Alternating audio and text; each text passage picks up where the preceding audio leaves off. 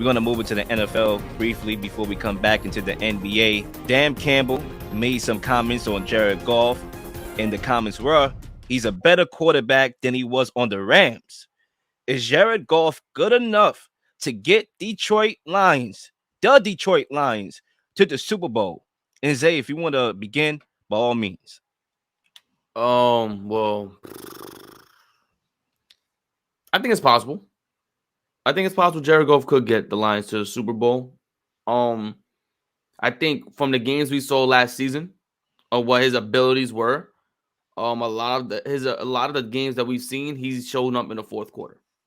He's a quarterback who showed up in the fourth quarter, more times than not, and that was with a team that was hobbled with injuries, a team that had suspensions, so on and so forth. They had some remarkable moments as a Lions team, a Lions offense, especially later in the second half of the season when they became one of the hottest teams in the NFL. That's something I think Jared Goff is capable of doing. I think he is good enough. I think he's shown tremendous strides from when he was in the Rams to the Lions. I think if this version of Jared Goff was on the Rams, he could win the Super Bowl in Los Angeles as well. I think that he just has the tenacity. It just seems like that confidence at an all-time high in Detroit, and you have to give the coaching staff the praise for that. Dan Campbell, the offensive coordinator, you have to give him praise for that because of the strides we're seeing Jared Goff make. He has more zip to the ball. He's more accurate with the football. He's making more risky plays and trusting himself to make those throws and put it in the breadbasket. So I think something in this nature, he is better in Detroit than the Rams, and I also believe he's good enough to take the Lions to a Super Bowl. Zach. Yeah, I'll agree. And I think Zay makes a really good point right off the bat when he says this version of Jared Goff is clearly better than the one we saw in LA, despite the fact that Jared Goff did get that Rams team with Sean McVay a couple years ago to a Super Bowl. And the thing with Jared Goff that I was really impressed with was after the Rams traded him, the narrative was like Sean McVay, one of the best coaches in the league. And keep in mind, it's important to realize like that was right when the Lions hired Dan Campbell also, like right when he first got to Detroit. So at the time, we didn't even know really much about Dan Campbell and if like what he is as a head coach. And honestly, there's still questions we have about just how good of a head coach he is that we're going to find out pretty soon. But I was impressed with mentally how Jared Goff responded after getting traded from the Rams, because he was in a really good situation, right? He was the number 1 overall pick with the Rams. In comes Sean McVay. We all know the impact he had on that franchise. And even though I always thought Jared Goff got a little too much criticism for what he was, like I never thought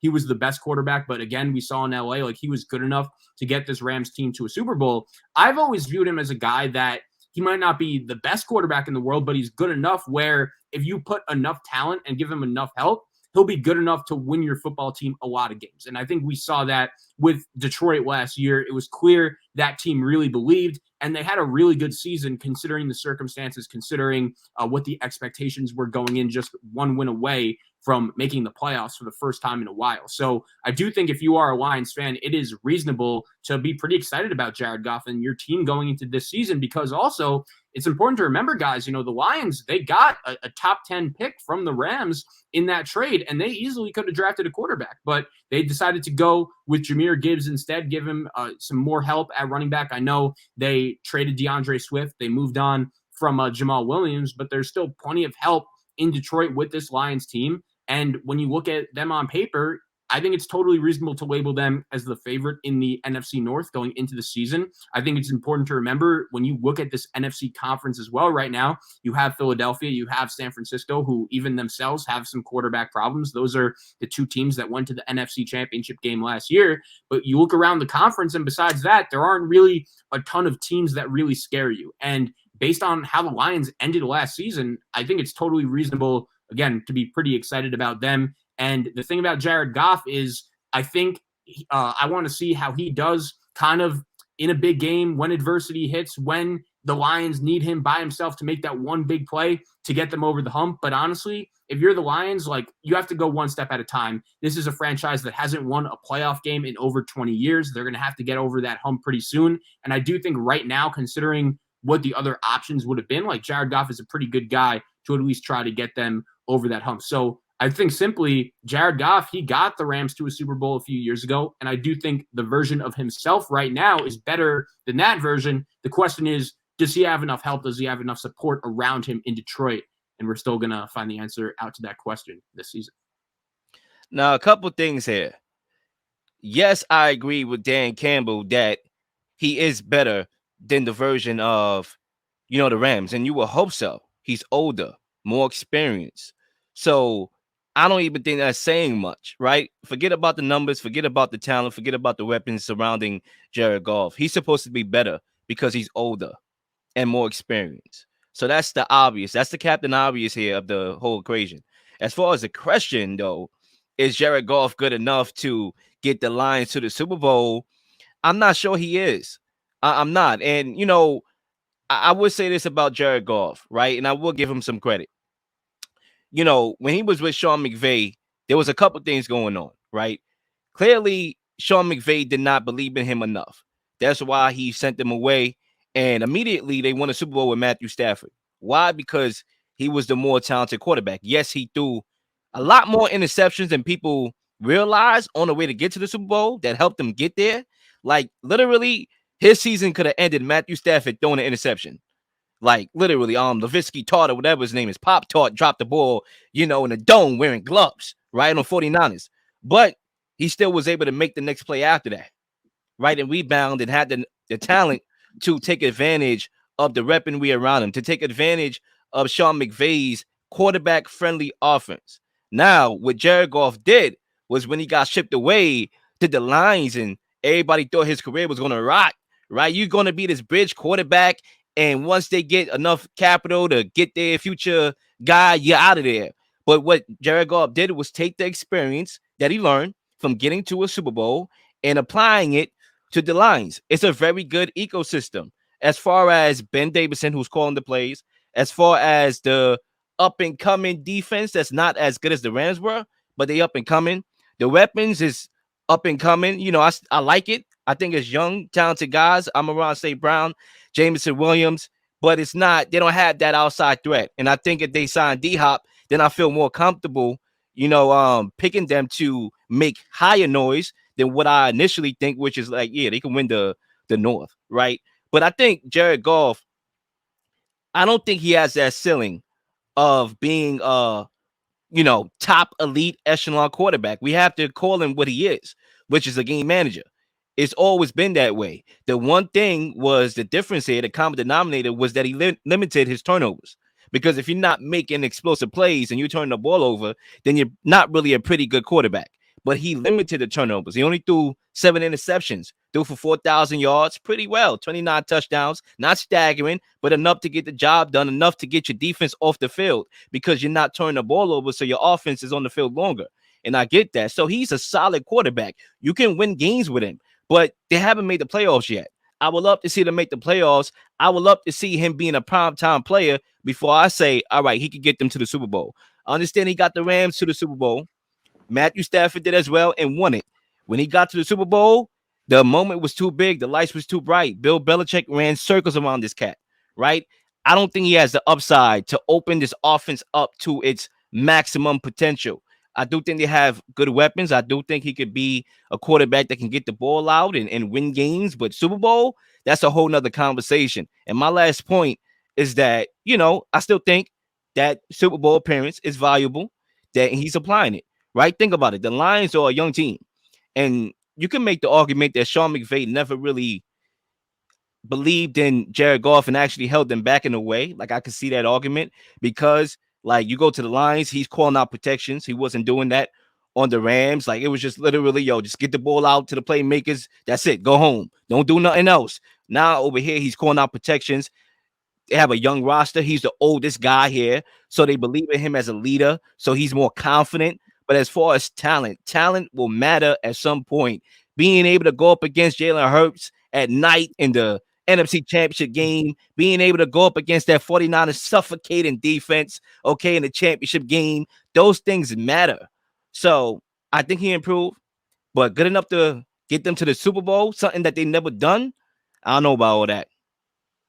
Well, I have a question I'll throw right back at you. So if you do feel that way, and I'm curious deep down how the Lions feel about that also. I personally, before the draft, thought the Lions would have been a great spot for Anthony Richardson, right? Because that wouldn't have been a place where he would have had to play right away. It's clear when you watched him, especially last season at Florida, the upside is through the roof, but that didn't really look like a quarterback for me right now that was ready to play right away this season in the NFL, and we'll see what ends up happening with Indianapolis. Do you think the Lions should have been more aggressive when it came to their drafting of a young quarterback? I know they ended up getting Hendon Hooker, who I really like, but he's a little bit older in the third round.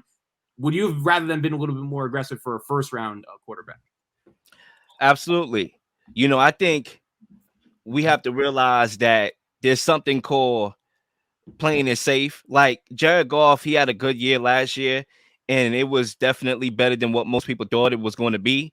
And so the Lions, they just got complicit with that. They was like, all right, we don't have to deal with the pressure of drafting a quarterback. We can just build around Jared Goff. It's easier to accept that and to follow that model than ushering in a new quarterback and try to get him up to date, especially being young. But I think long term, they're going to realize when they say, well, this guy Jared Goff cannot get us over the hump, that they're going to have to get a elite quarterback that can make the throws, that can offer some mobility outside of the structure of the play, which AR-15, I'm pretty sure he's going to burst onto the scene.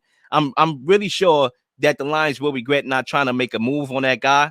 And that's what happens. I think a lot of people, you see Geno Smith and the rise of Geno. You see Brock Purdy, make the NFC Championship game, and everybody's like, all right, we could be cheap. We don't got to invest high capital, right? You see the Falcons and what they're trying to build around Desmond Ritter. All right, Sam Howell, with the Commanders. All right, we could go cheap here. But at the end of the day, cheap gets you nowhere. You're going to need a star. You're going to need an elite quarterback. When you see him, Patrick Mahomes, and what he's doing with what he doesn't have to his disposal as far as weapons, and he's winning chips still. When you look at Jalen Hurts and how he progressed and how he offers that upside as a mobile quarterback and as a pocket passer, when you see these great quarterbacks that are going to participate in Super Bowls and you got to beat that guy, you're going to wish you had that guy. So I do think they should have drafted a quarterback, especially AR-15, so they can groom him. Even if he didn't start this year, fine. He signed under contract, Jared Goff, for one more year. Cut the rookie loose and let him go. Now, they did get the dude from Tennessee, and if he makes plays in camp, and he looks good in the preseason, then you have to know behind closed doors that, all right, Jared Goff, you good this year. But next year, I'm riding with Hooker. Keep me on the hook.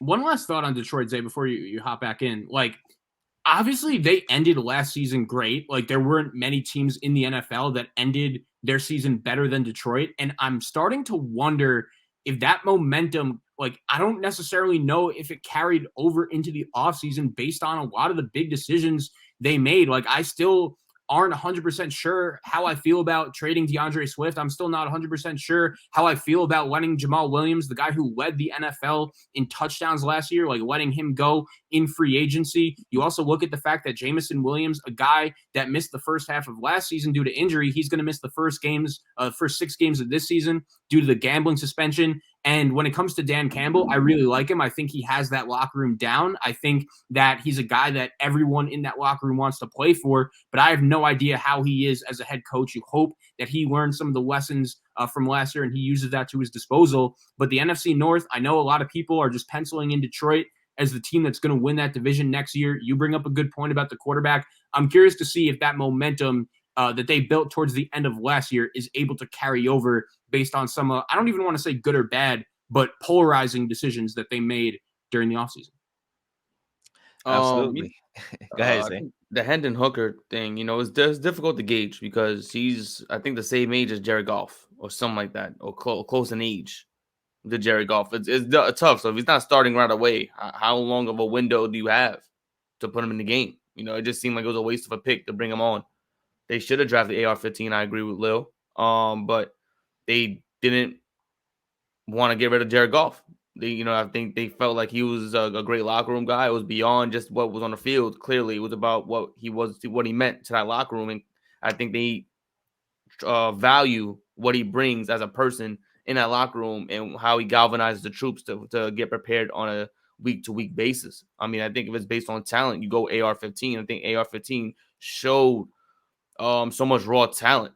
As just not even like a quarterback, as a football player that you can easily mold him into, not easily, but you can mold him into a very effective, prominent quarterback in this league. We only just hopefully we see something alongside of what he does in the preseason, and we see Hendon Hooker play well, coming off injury. We see Anthony Richardson play well, and we'll see what happens. But I think the Lions did a disservice for their organization by kind of not really making moves to get better. I think they just made moves to stay afloat, and hopefully it banks out for them. I would say that they made moves. We shuffling strengths more so than improving weaknesses. Like, yes, they had some guys that they brought in, Gardner Johnson, Sutton, to the defense. But the draft, the primary focus should have been, in my personal opinion, getting that future quarterback and focusing on the defense after that. Once you get that quarterback, focus on the defense because your offense is good. But instead, they reshuffled offense and not the way how you think, which is addressing the quarterback. Just reshuffling running backs, literally just reshuffled 2 running backs for 2 running backs. Like, what? You know what I'm saying? So, I didn't hate the draft. Like, I'm mixed because I hated the draft and I didn't. And then now, like, I'm talking myself into hating it again. Like, they reshuffled strengths. And maybe it's going to work out. Who knows? I just thought if Jamal Williams was expendable, right? 2 Jamals. If he was expendable, if Swift was expendable, if the cornerback, the young kid, Jeff Okudah was expendable, then why wasn't your quarterback, who we know has a floor, doesn't have a ceiling, why wasn't he expendable? I don't know.